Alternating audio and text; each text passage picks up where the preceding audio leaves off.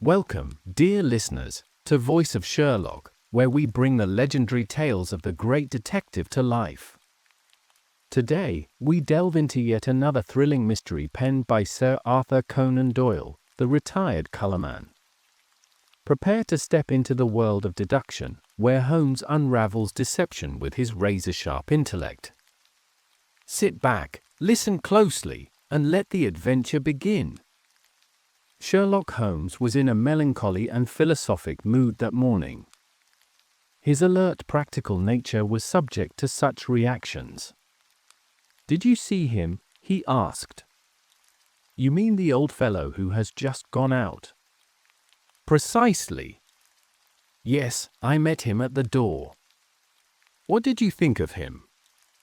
"A pathetic, futile, broken creature." "Exactly, Watson. Pathetic and futile. But is not all life pathetic and futile? Is not his story a microcosm of the whole? We reach. We grasp. And what is left in our hands at the end? A shadow. Or worse than a shadowy misery. Is he one of your clients? Well, I suppose I may call him so. He has been sent on by the yard. Just as medical men occasionally send their incurables to a quack. They argue that they can do nothing more, and that whatever happens the patient can be no worse than he is.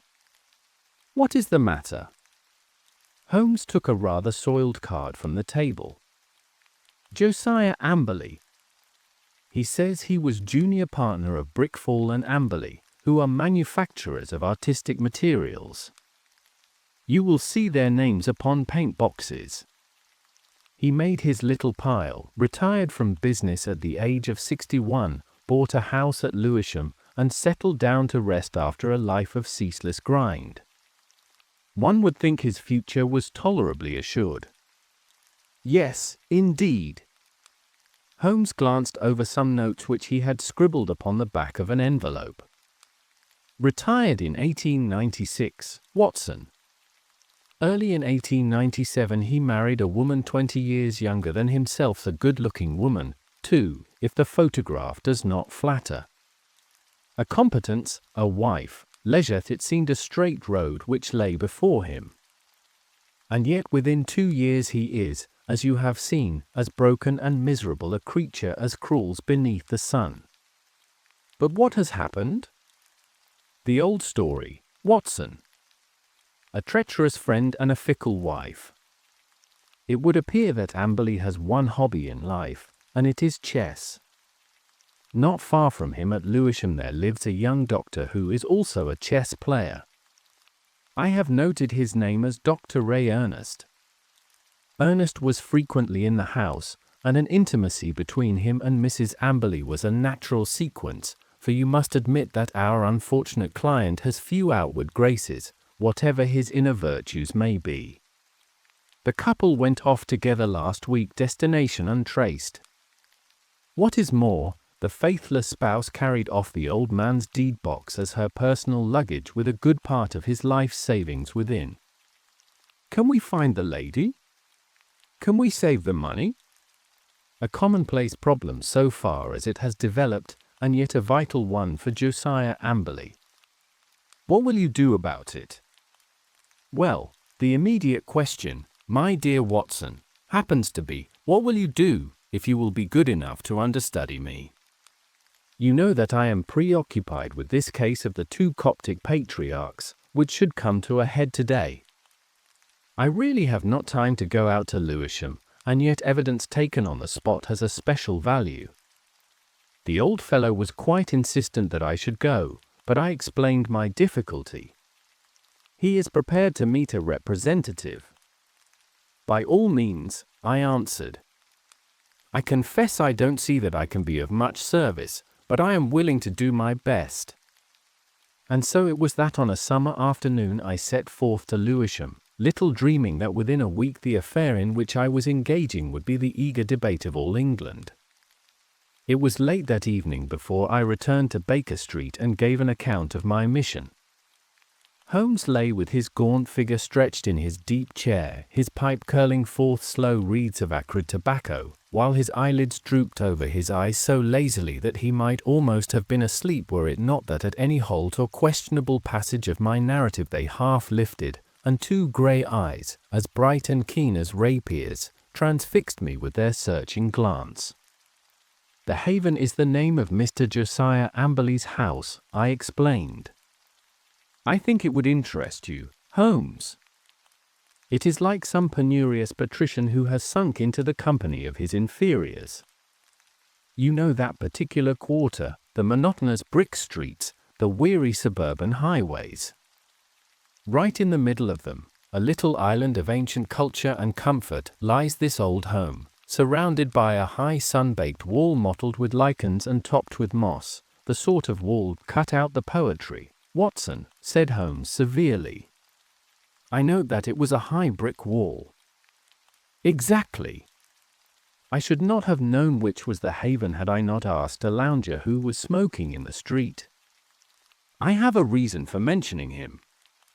He was a tall, dark, heavily mustached, rather military-looking man. He nodded in answer to my inquiry and gave me a curiously questioning glance, which came back to my memory a little later. I had hardly entered the gateway before I saw Mr. Amberley coming down the drive. I only had a glimpse of him this morning, and he certainly gave me the impression of a strange creature, but when I saw him in full light his appearance was even more abnormal. I have, of course, studied it, and yet I should be interested to have your impression," said Holmes. "He seemed to me like a man who was literally bowed down by care. His back was curved as though he carried a heavy burden. Yet he was not the weakling that I had at first imagined, for his shoulders and chest have the framework of a giant, though his figure tapers away into a pair of spindled legs. Left shoe wrinkled, right one smooth." "I did not observe that." "No, you wouldn't. I spotted his artificial limb. But proceed." "I was struck by the snaky locks of grizzled hair which curled from under his old straw hat, and his face with its fierce, eager expression and the deeply lined features." "Very good, Watson. What did he say?" "He began pouring out the story of his grievances. We walked down the drive together, and of course I took a good look round. I have never seen a worse-kept place. The garden was all running to seed, giving me an impression of wild neglect in which the plants had been allowed to find the way of nature rather than of art. How any decent woman could have tolerated such a state of things, I don't know. The house, too, was slatternly to the last degree, but the poor man seemed himself to be aware of it and to be trying to remedy it, for a great pot of green paint stood in the center of the hall, and he was carrying a thick brush in his left hand. He had been working on the woodwork. He took me into his dingy sanctum, and we had a long chat. Of course, he was disappointed that you had not come yourself. I hardly expected, he said, that so humble an individual as myself, especially after my heavy financial loss, could obtain the complete attention of so famous a man as Mr. Sherlock Holmes. I assured him that the financial question did not arise. No, of course, it is art for art's sake with him, said he, but even on the artistic side of crime he might have found something here to study. And human nature, Dr. Watson, but the black ingratitude of it all. When did I ever refuse one of her requests? Was ever a woman so pampered? And that young man, he might have been my own son. He had the run of my house. And yet see how they have treated me. Oh, Dr. Watson, it is a dreadful, dreadful world. That was the burden of his song for an hour or more. He had, it seems, no suspicion of an intrigue. They lived alone save for a woman who comes in by the day and leaves every evening at 6. On that particular evening old Amberley, wishing to give his wife a treat, had taken 2 upper circle seats at the Haymarket Theatre. At the last moment she had complained of a headache and had refused to go. He had gone alone. There seemed to be no doubt about the fact, for he produced the unused ticket which he had taken for his wife.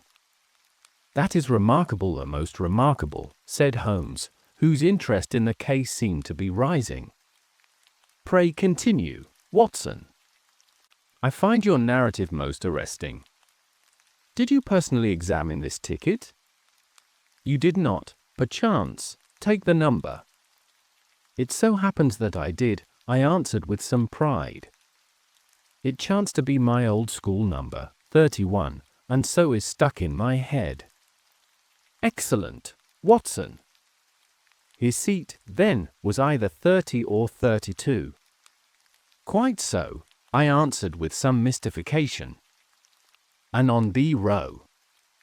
"That is most satisfactory. What else did he tell you?"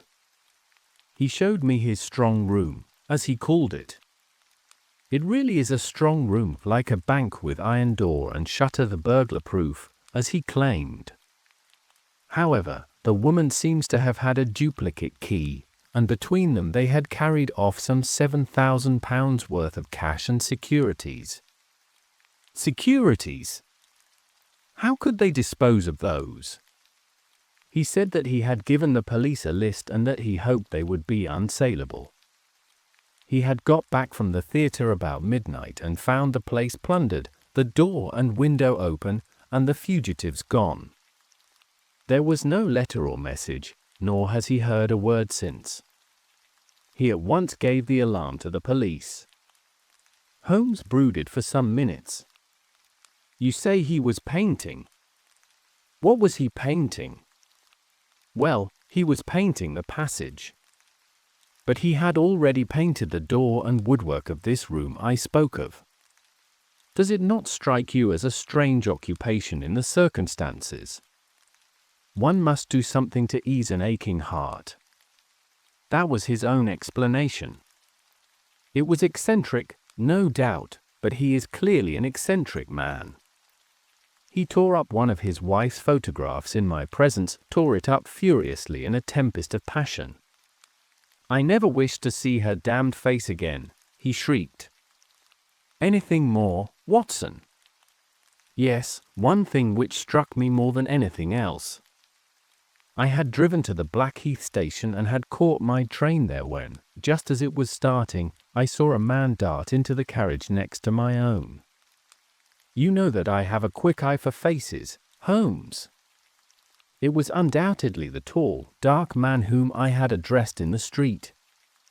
I saw him once more at London Bridge, and then I lost him in the crowd. But I am convinced that he was following me." "No doubt." "No doubt," said Holmes. "A tall, dark, heavily mustached man, you say, with grey-tinted sunglasses. Holmes, you are a wizard." "I did not say so, but he had grey-tinted sunglasses." "And a Masonic tie pin." "Holmes." "Quite simple, my dear Watson. But let us get down to what is practical. I must admit to you that the case, which seemed to me to be so absurdly simple as to be hardly worth my notice, is rapidly assuming a very different aspect. It is true that though in your mission you have missed everything of importance, yet even those things which have obtruded themselves upon your notice give rise to serious thought. What have I missed? Don't be hurt, my dear fellow. You know that I am quite impersonal. No one else would have done better. Some possibly not so well. But clearly you have missed some vital points.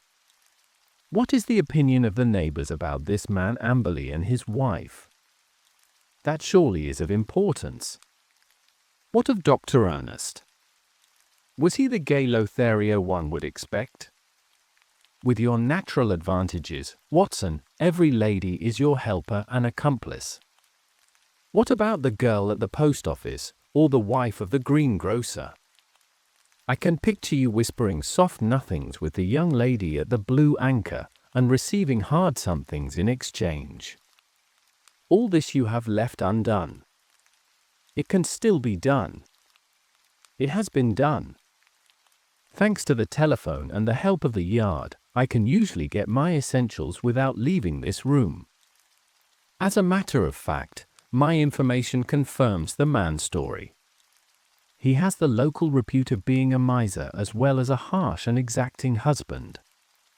That he had a large sum of money in that strong room of his is certain.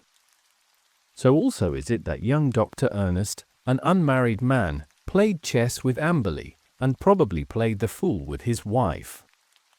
All this seems plain sailing, and one would think that there was no more to be said, and yet, where lies the difficulty?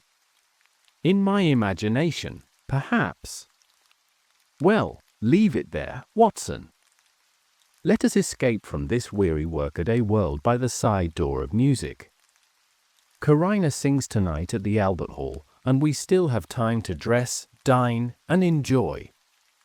In the morning I was up betimes, but some toast crumbs and 2 empty eggshells told me that my companion was earlier still.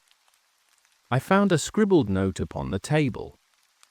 Dear Watson, there are 1 or 2 points of contact which I should wish to establish with Mr. Josiah Amberley. When I have done so we can dismiss the case or not. I would only ask you to be on hand about 3 o'clock, as I conceive it possible that I may want you. S.H. I saw nothing of Holmes all day, but at the hour named he returned, grave, preoccupied, and aloof. At such times it was wiser to leave him to himself. Has Amberley been here yet? No, sir. I am expecting him. He was not disappointed, for presently the old fellow arrived with a very worried and puzzled expression upon his austere face. I've had a telegram, Mr. Holmes. I can make nothing of it. He handed it over, and Holmes read it aloud. Come at once without fail. Can give you information as to your recent loss. Elman. The vicarage. Dispatched at 2:10 from Little Purlington, said Holmes. Little Purlington is in Essex, I believe, not far from Frinton. Well, of course you will start at once. This is evidently from a responsible person, the vicar of the place. Where is my Crockford? Yes, here we have him, J. Seed Hellman, M.A., living of Moosmoor come Little Purlington. Look up the trains, Watson. There is one at 5:20 from Liverpool Street. Excellent. You had best go with him, Watson. He may need help or advice. Clearly we have come to a crisis in this affair. But our client seemed by no means eager to start. It's perfectly absurd, Mr. Holmes, he said. What can this man possibly know of what has occurred? It is waste of time and money. He would not have telegraphed to you if he did not know something. Wire at once that you are coming. I don't think I shall go. Holmes assumed his sternest aspect. It would make the worst possible impression both on the police and upon myself, Mr. Amberley, if when so obvious a clue arose you should refuse to follow it up. We should feel that you were not really in earnest in this investigation. Our client seemed horrified at the suggestion. Why, of course I shall go if you look at it in that way, said he. On the face of it, it seems absurd to suppose that this parson knows anything, but if you think I do think, said Holmes with emphasis, and so we were launched upon our journey. Holmes took me aside before we left the room and gave me one word of counsel, which showed that he considered the matter to be of importance. Whatever you do, see that he really does go, said he. Should he break away or return, get to the nearest telephone exchange and send the single word bolted. I will arrange here that it shall reach me wherever I am. Little Purlington is not an easy place to reach, for it is on a branch line. My remembrance of the journey is not a pleasant one, for the weather was hot, the train slow, and my companion sullen and silent, hardly talking at all save to make an occasional sardonic remark as to the futility of our proceedings. When we at last reached the little station, it was a 2-mile drive before we came to the vicarage, where a big, solemn, rather pompous clergyman received us in his study. Our telegram lay before him. "Well, gentlemen," he asked, "what can I do for you?" "We came," I explained, "in answer to your wire." "My wire?" "I sent no wire. I mean the wire which you sent to Mr. Josiah Amberley about his wife and his money."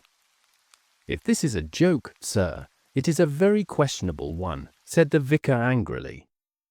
"I have never heard of the gentleman you name, and I have not sent a wire to anyone." Our client and I looked at each other in amazement. "Perhaps there is some mistake," said I. "Are there perhaps 2 vicarages?" "Here is the wire itself, signed Elman and dated from the vicarage." "There is only one vicarage, sir, and only one vicar, and this wire is a scandalous forgery, the origin of which shall certainly be investigated by the police. Meanwhile, I can see no possible object in prolonging this interview." So Mr. Amberley and I found ourselves on the roadside in what seemed to me to be the most primitive village in England. We made for the telegraph office, but it was already closed.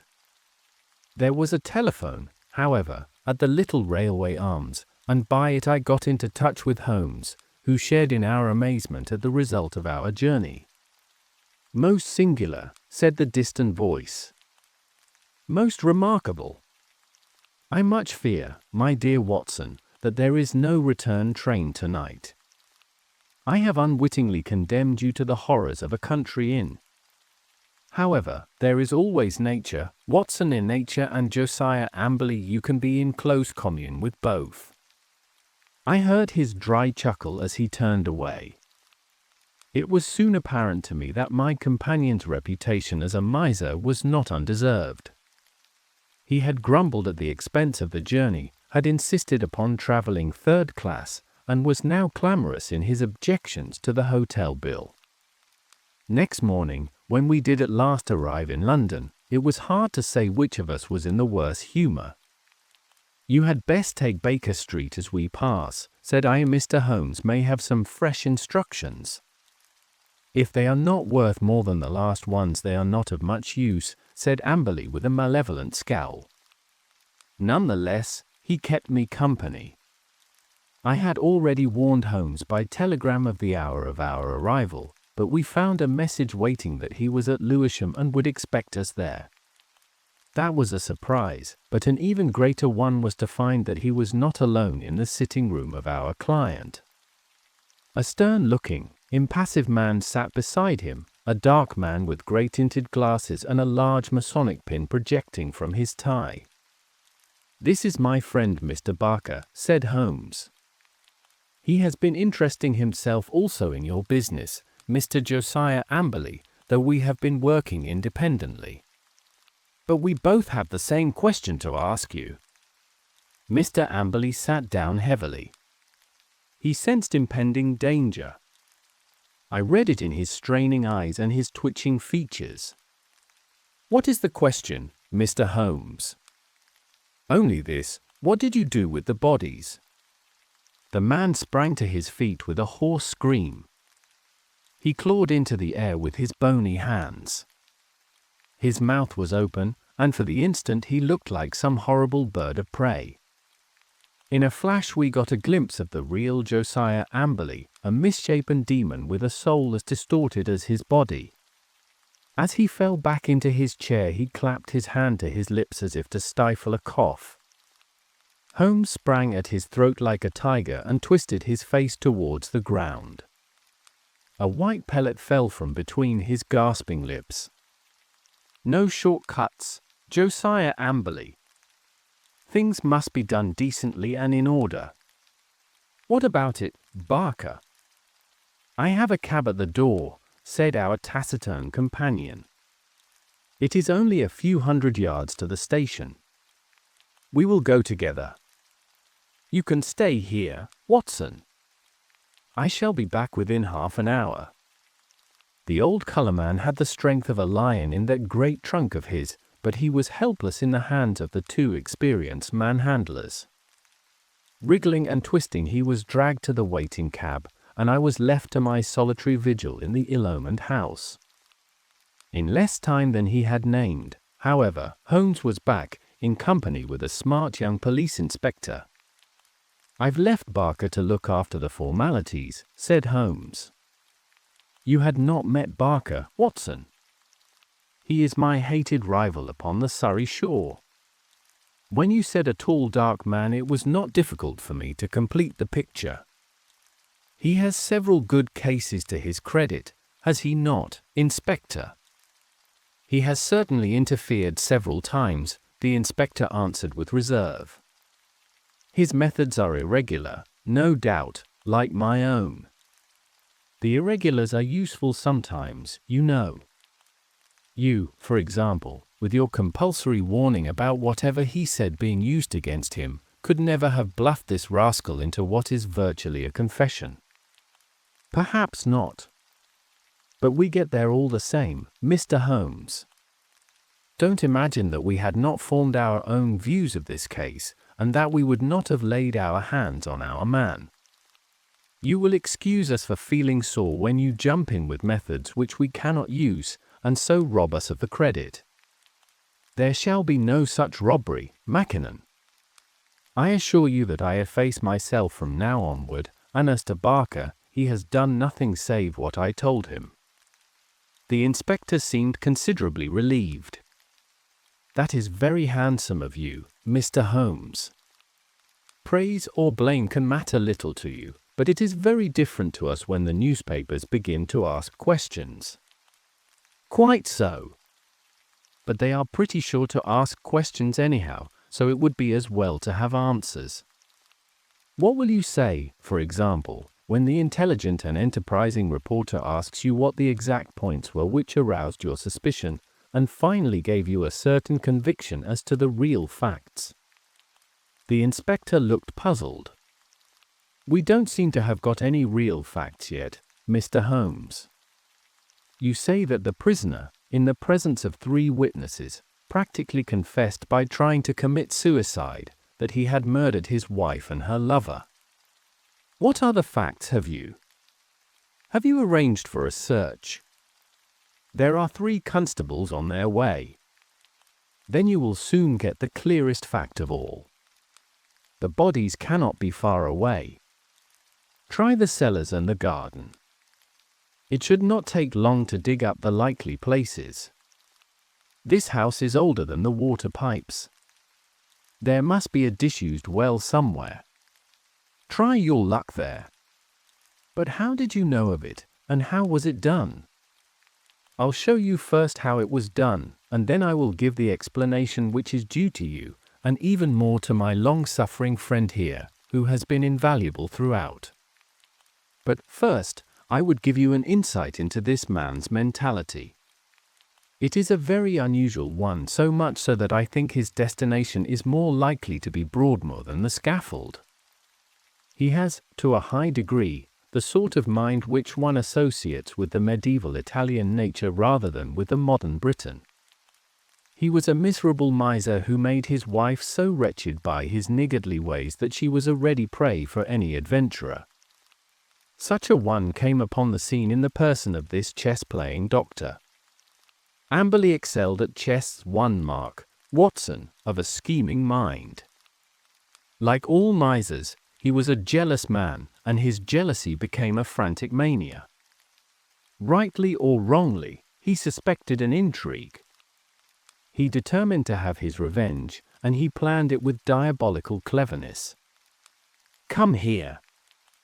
Holmes led us along the passage with as much certainty as if he had lived in the house and halted at the open door of the strong room. "Pooh! What an awful smell of paint!" cried the inspector. "That was our first clue," said Holmes. "You can thank Dr. Watson's observation for that, though he failed to draw the inference. It set my foot upon the trail. Why should this man at such a time be filling his house with strong odors? Obviously, to cover some other smell which he wished to conceal, some guilty smell which would suggest suspicions. Then came the idea of a room such as you see here, with iron door and shutters, a hermetically sealed room. Put those two facts together, and whither do they lead? I could only determine that by examining the house myself. I was already certain that the case was serious, for I had examined the box office chart at the Haymarket Theatre, another of Dr. Watson's bullseyes, and ascertained that neither B30 nor 32 of the upper circle had been occupied that night. Therefore, Amberley had not been to the theatre, and his alibi fell to the ground. He made a bad slip when he allowed my astute friend to notice the number of the seat taken for his wife. The question now arose how I might be able to examine the house. I sent an agent to the most impossible village I could think of, and summoned my man to it at such an hour that he could not possibly get back. To prevent any miscarriage, Dr. Watson accompanied him. The good vicar's name I took, of course, out of my Crockford. Do I make it all clear to you? It is masterly, said the inspector in an awed voice. There being no fear of interruption, I proceeded to burgle the house. Burglary has always been an alternative profession had I cared to adopt it, and I have little doubt that I should have come to the front. Observe what I found. You see the gas pipe along the skirting here. Very good.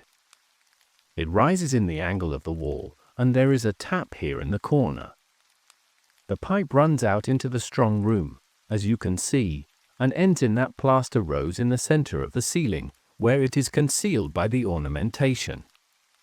That end is wide open. At any moment, by turning the outside tap, the room could be flooded with gas. With door and shutter closed and the tap full on, I would not give 2 minutes of conscious sensation to anyone shut up in that little chamber. By what devilish device he decoyed them there I do not know, but once inside the door they were at his mercy. The inspector examined the pipe with interest. One of our officers mentioned the smell of gas, said he, but of course the window and door were open then, and the paint, or some of it was already about. He had begun the work of painting the day before, according to his story. But what next, Mr. Holmes? Well, then came an incident which was rather unexpected to myself. I was slipping through the pantry window in the early dawn when I felt a hand inside my collar, and a voice said, "Now, you rascal, what are you doing in there?" When I could twist my head round, I looked into the tinted spectacles of my friend and rival, Mr. Barker. It was a curious foregathering and set us both smiling. It seems that he had been engaged by Dr. Ray Ernest's family to make some investigations and had come to the same conclusion as to foul play.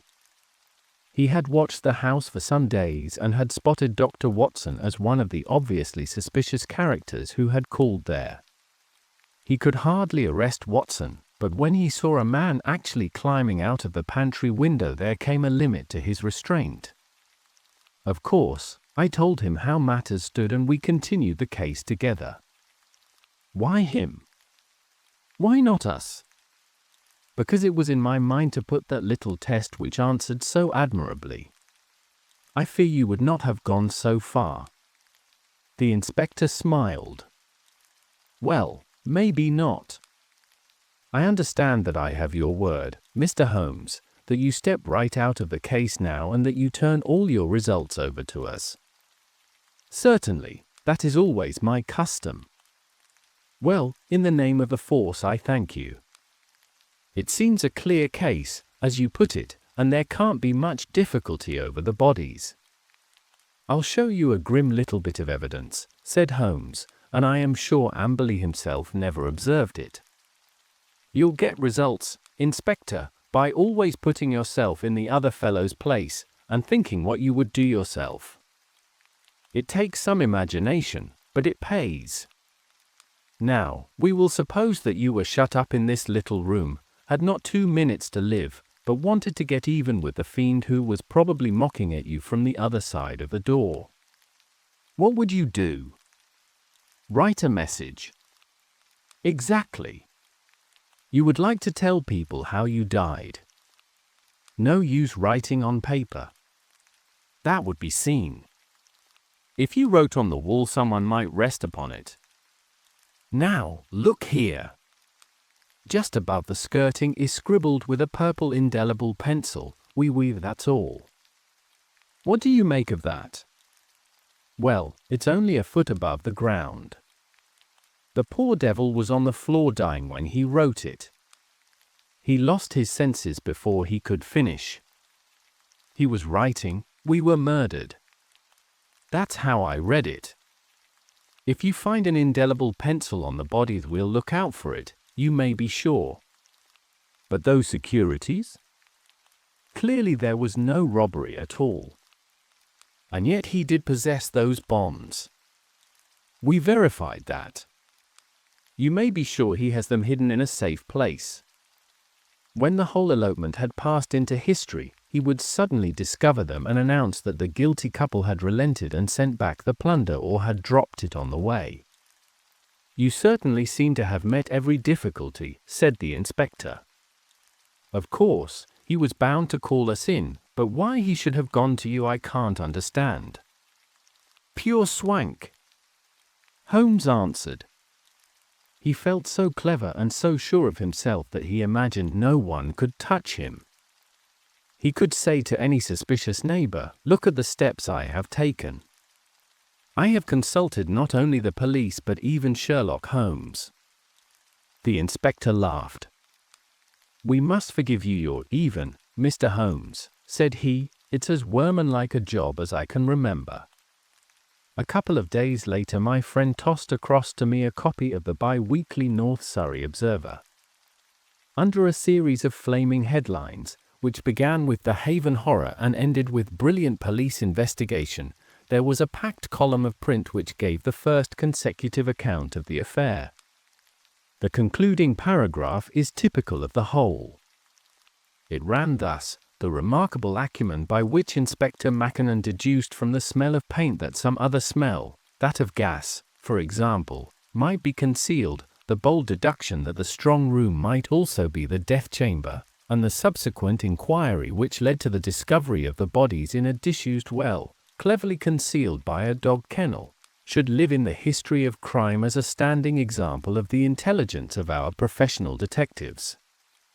Well, well, Mackinnon is a good fellow, said Holmes with a tolerant smile.